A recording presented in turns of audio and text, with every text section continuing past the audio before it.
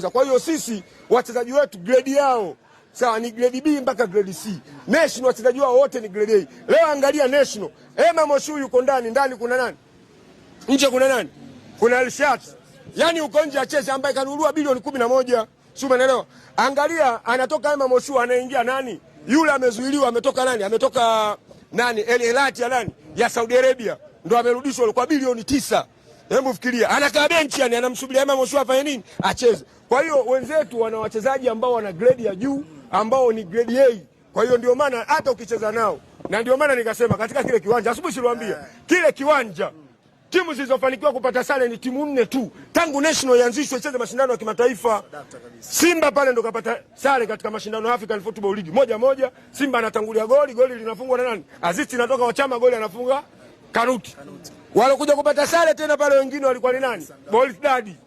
Sare ya bila. Alokuja kupata tena pale sare Mamelodi Sundowns. Sare ya 2-2. Alokuja kupata sare tena pale ni nani? AC Vita, goli 2-2.